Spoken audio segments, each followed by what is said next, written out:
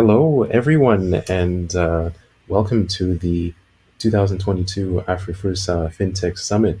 My name is Dwight Best. I'm the chair and chief executive director of the Axel Network of Canada, which focuses on leadership and entrepreneurial development among the African diaspora, uh, specifically in Canada. And I'm really wonderfully uh, just pleased to speak with our two panelists who are joining me for this particular subject, finding the right incubator or accelerator.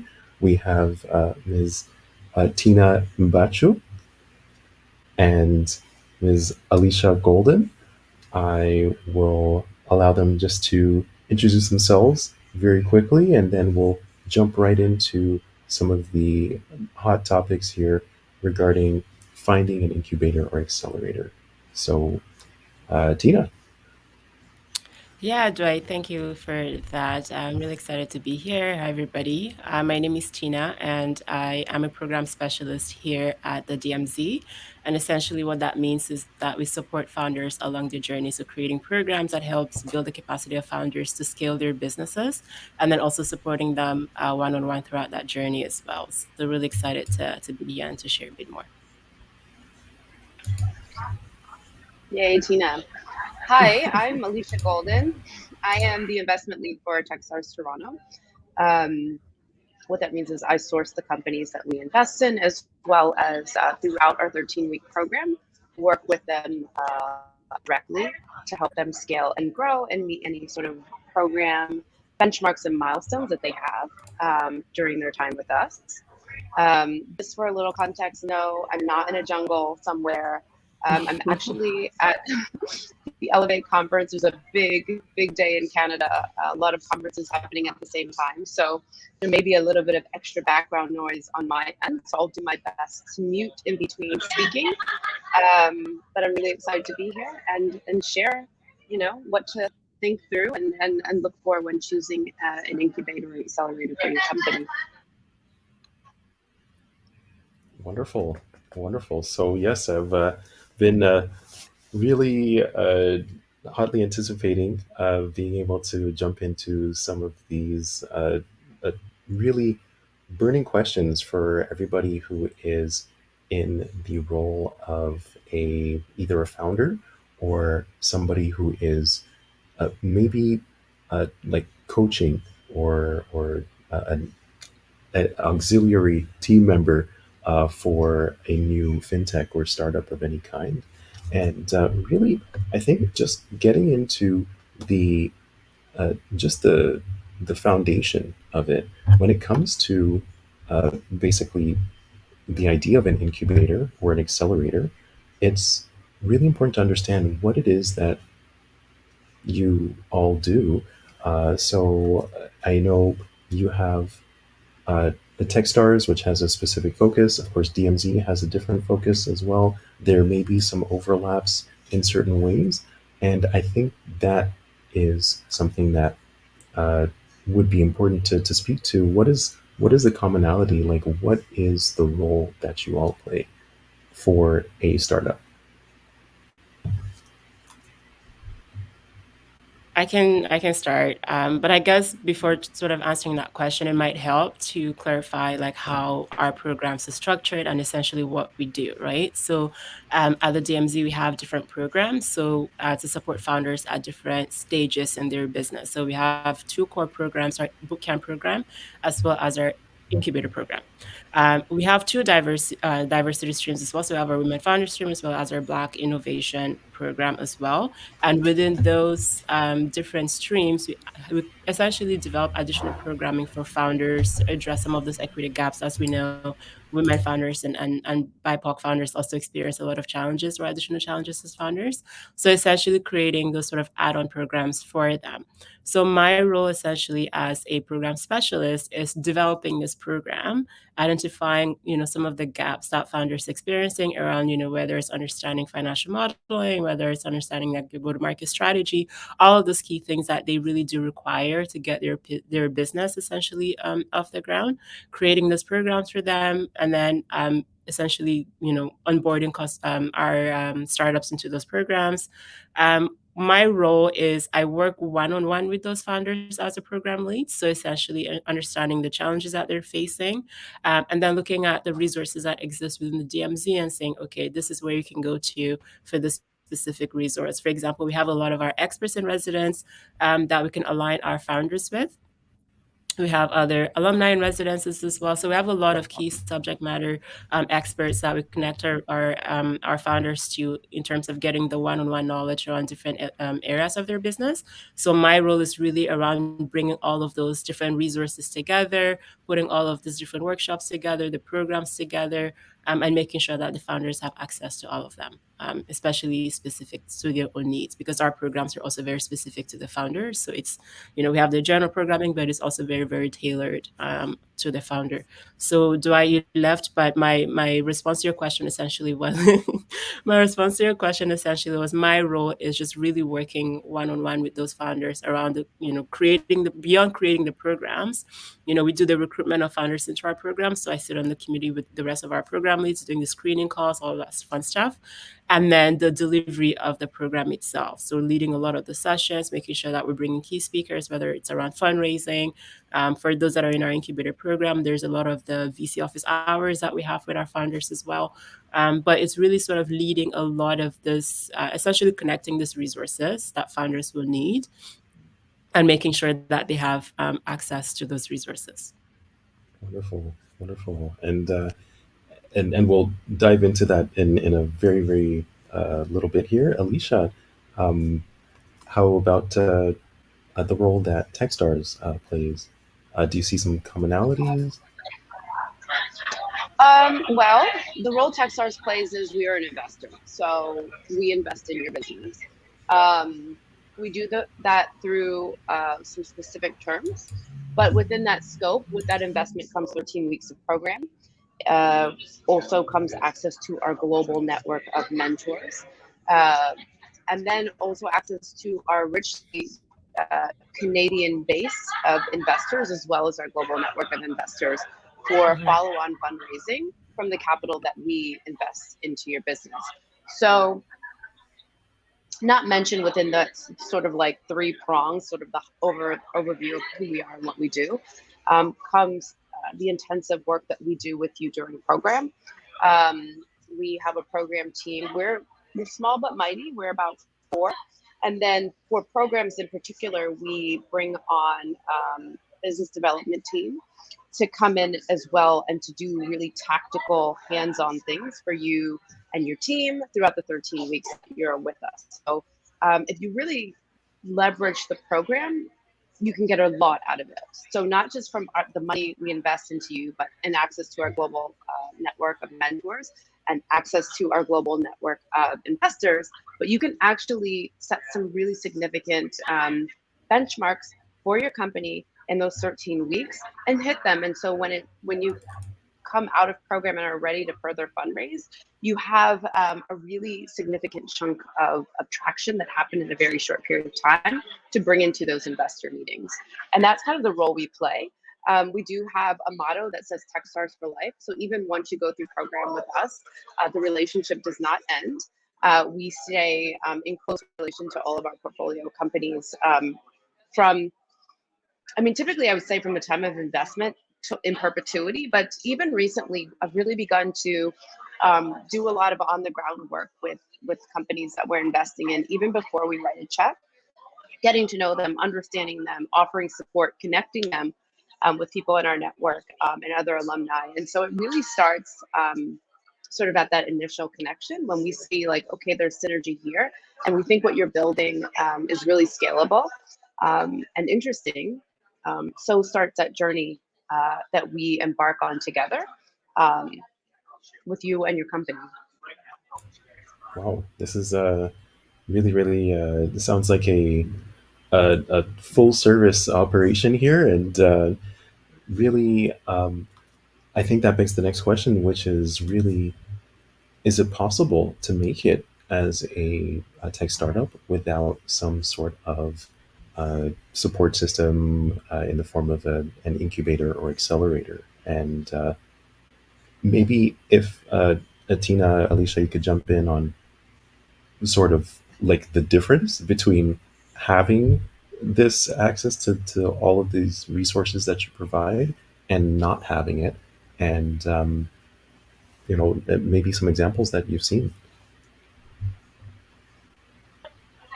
I, I'm happy to jump in here. Well, first, we have to really break down the difference between incubator and accelerator. Um, so if you're looking for an incubator support, can your business make it without it? That's hard to say because it's such an early stage, and maybe that level of support that an incubator can provide, um, even when it comes to building an MVP and finding product market fit, um, having the right conversations as you're building to understand, does the market actually want or need this? Yeah, I think you could do it on your own, but it would probably take a lot more time, a lot more trial and error. Um, the great thing about Canada is that there's so many incredible resources at that stage that are non-dilutive. Um, and so why wouldn't you take advantage of that? It's like a no-brainer to me. And there's just so much in regard to network, and grant capital that you could have access to at that early stage that really supports and catapults your business. Now, at the accelerator stage, is it possible for you to be successful without an accelerator? Yeah, of course. We see it every day. Like I like that would be really egotistical of me to say no, you can't. But it also depends on like what your goals are for the business. Do you want to raise money? Outside of an accelerator investment. If the answer is yes, if you're thinking potentially unicorn or highly venture backable scalable company, then it really does serve you to join an accelerator because it just streamlines that process. It helps you become well versed in understanding that world and that landscape before you jump into it and have to make a lot of mistakes, and learn on your own. And then, as far as getting the business ready to be investable, that's where we come in and really support. Because a lot of times, if you never raise capital, you don't know what investors are looking for, you don't know what's important to them, and you don't know what really matters in those conversations. And that's where we help. So you could do it without. We see it every day, but you don't have to. So, it really becomes up to you and your team, um, what you see as sort of the best path and journey for your company, and your business. And I'll let you jump in, Tina, to add to that. Yeah, I can add a bit to that. I share a similar sentiment in the sense that, yeah, you can do it. Founders are pretty talented and resilient. We see them every day bootstrapping their businesses and, achieving amazing milestones. But if you have an accelerator program or an incubator program where you're having access to a community and a network of people who can help you to actually push forward faster, why not do that, right? So I see a lot of cases where founders come into our programs and they're like, I haven't really been able to test this product on users. Like, I don't really know how to find these users. Like, how do I go about doing that? We're like, okay, well, here's a strategy. This is, how you go about finding the first 50 users for your product. How do I initially, get my first paying customer? This is how you go about getting your first paying customer. This is a strategy that you should use. So just sort of all of those like mentorship and guidance and just really someone or a community to bounce ideas off of and bounce strategies off of, figuring out what's working, what's not working. That's really, really invaluable as a resource. And of course, even one of the things that we have here within the DMZ for those startups that are within our incubator program, we have our DMZ Connect, which is our essentially a customer connect program, right? So we are potentially connecting some of our founders to customers that they're looking to acquire. So if you don't have that initial intro, it might take you a year or whatever, how long your sales cycle is to you just even get that initial conversation with, let's say, Loblaws or whichever other corporate that you're looking to communicate with. But if you have someone, an incubator or some sort of other program that is facilitating that introduction, then you kind of see the process moving a lot faster, right? So definitely there's a lot of benefits. I always, for founders that come into our Black Innovation Program, I always like community is center and it's key around building your startup, is building your business. Leverage community, leverage the resources that exist within community. And it's, you're going to reduce the time that it's going to take from like A to Z versus like if you're just going at it, on your own.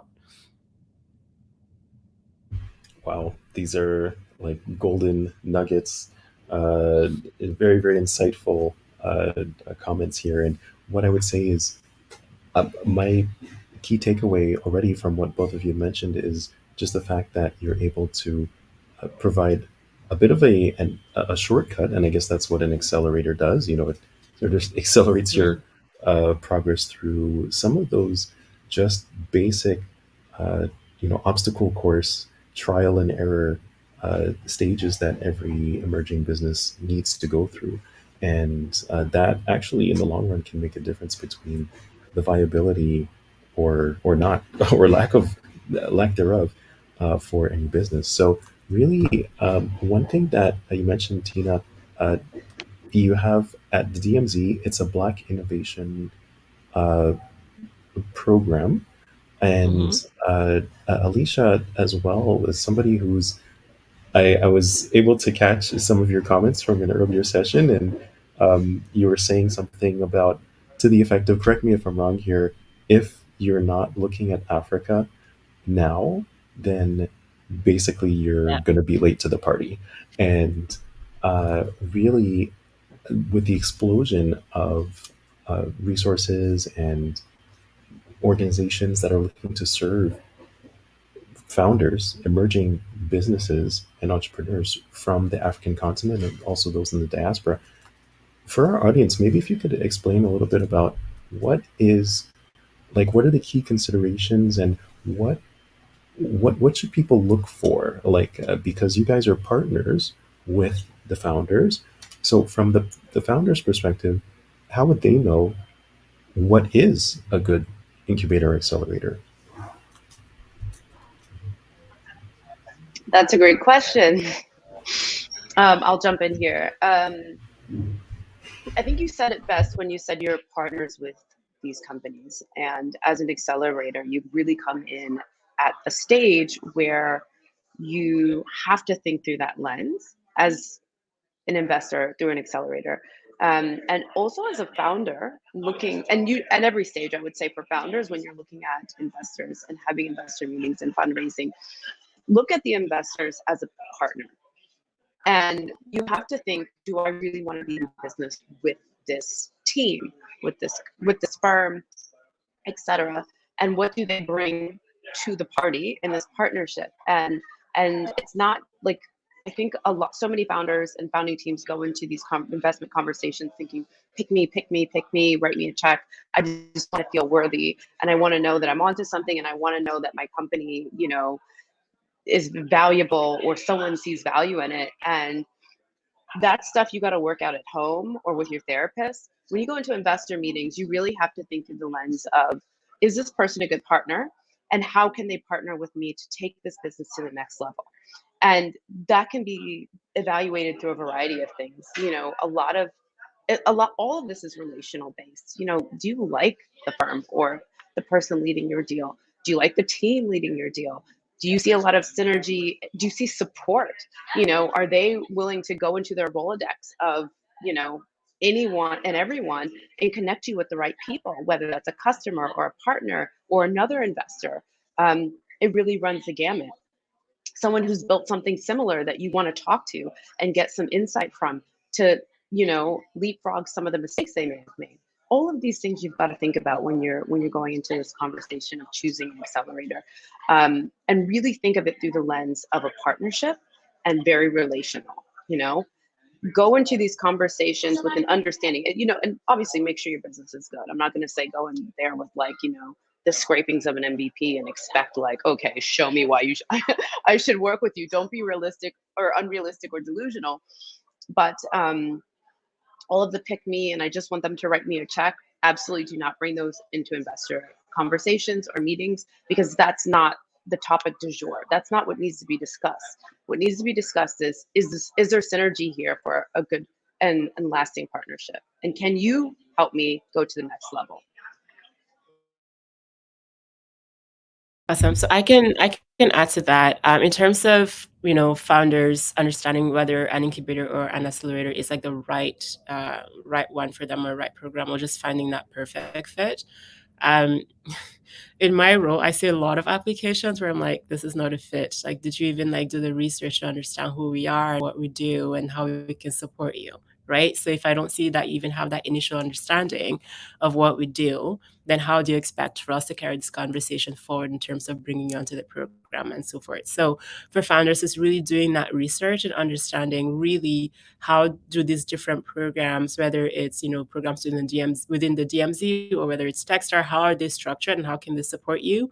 But aligning that with your goal, like what are you looking to achieve within that time period, within the next 3 months, within the next 6 months, or within the next 18 months? What are your goals?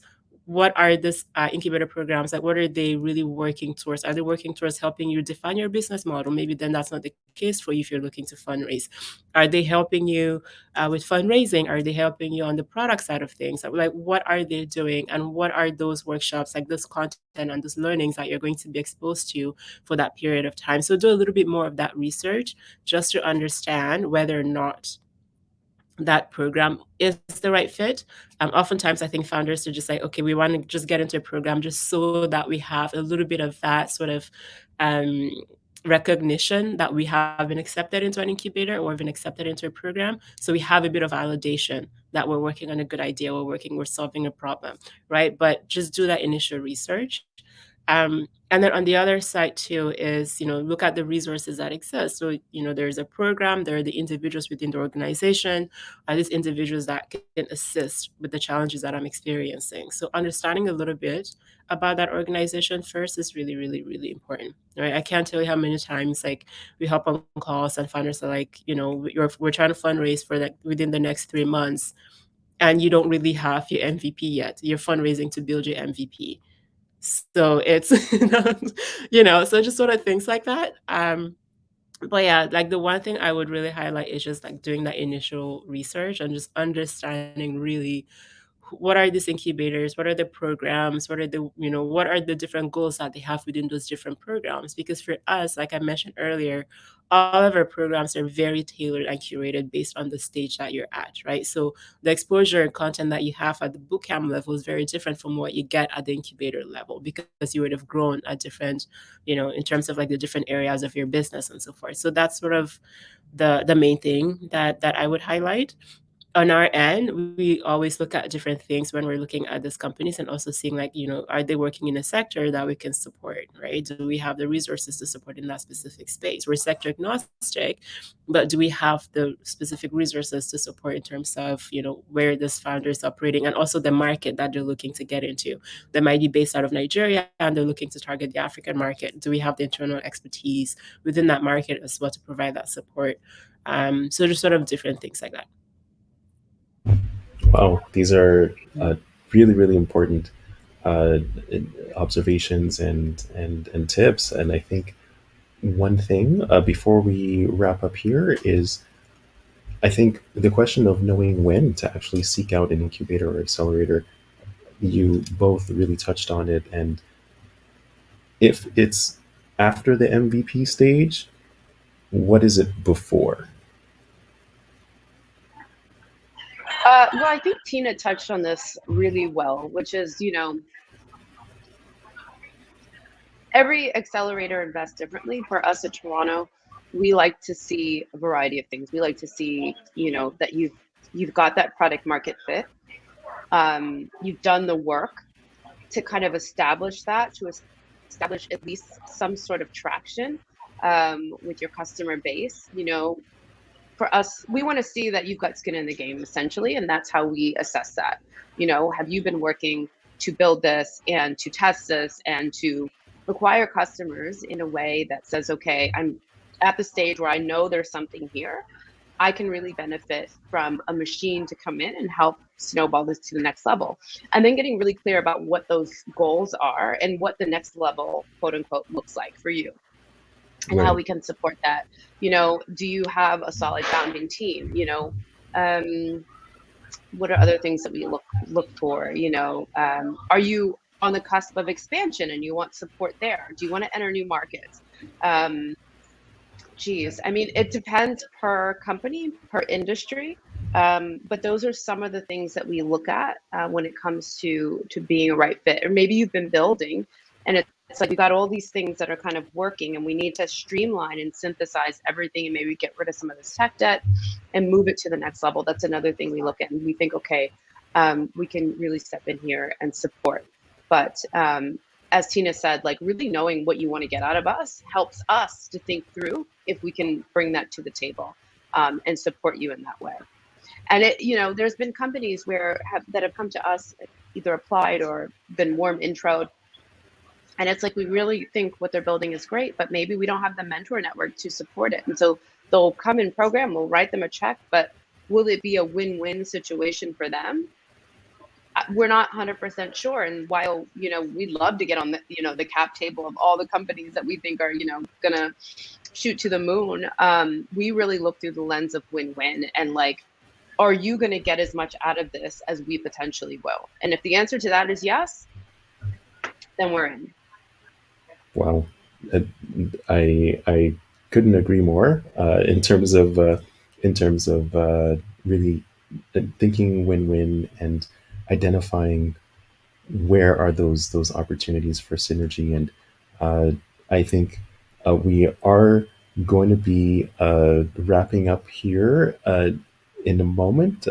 I will just leave the floor open for any quick questions. So if you have any questions, anybody out there in our viewing audience here, please do pop them in the chat, and we'll be very very happy to uh, basically shed some light on some of uh, your questions about this space. And we have two gurus here. So in the meantime, while you are typing, if possible, Alicia and Tina, could you tell our wonderful audience how they can get in touch with you and what's the best way, and maybe some other resources if you happen to know?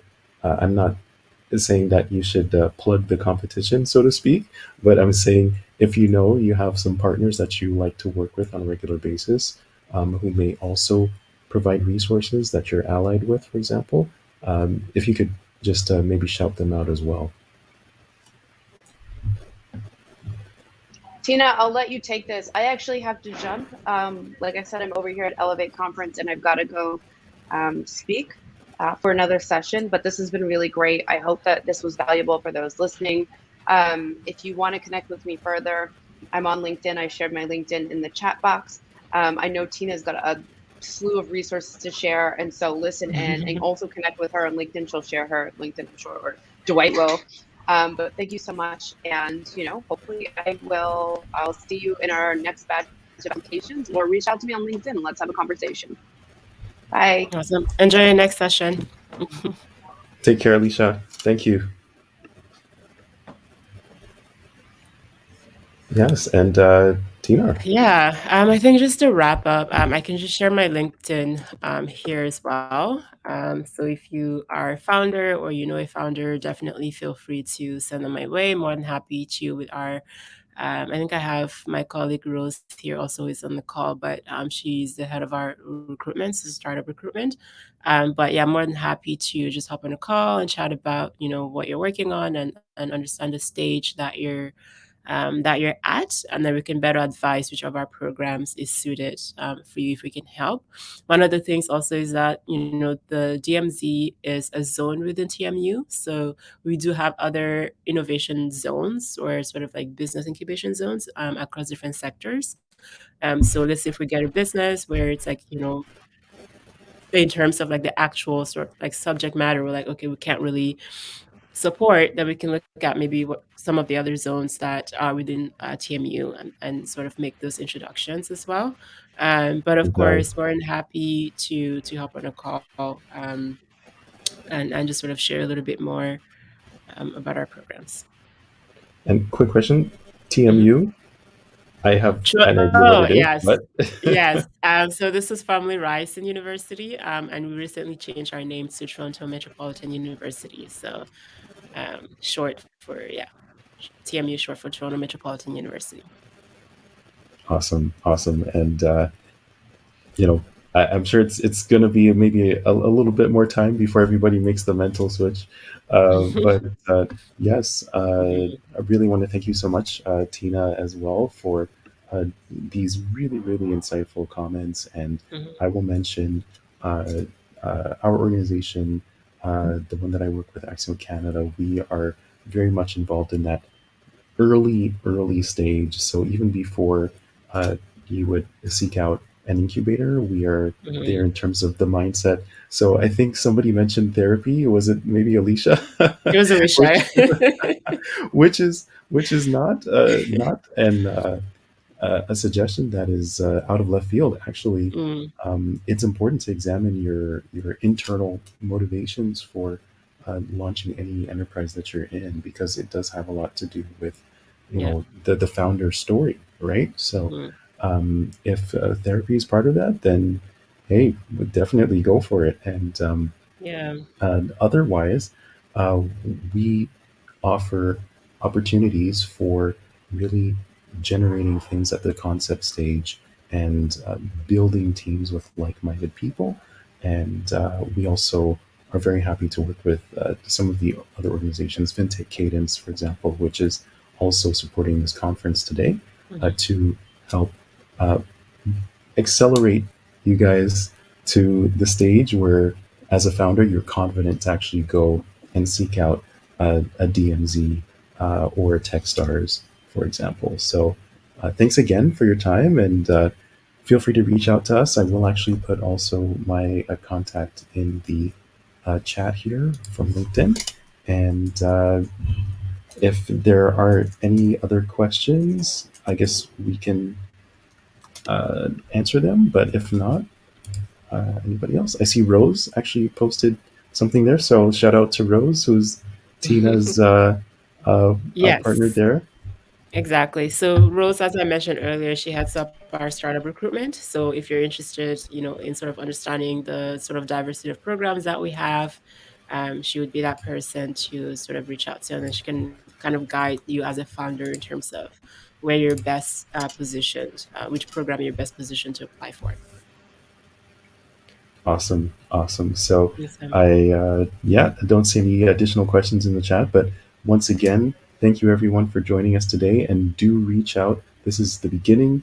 It's definitely something where we're very happy to hear from you, and we encourage you to keep pushing, because being a founder is not an easy thing, but it's worth it. And there are people out here who are very, very much willing to help wherever possible. Exactly. Awesome. Thank you, Dwight. Thank you, Tina. Thank you, everyone. Take care. Have a wonderful day.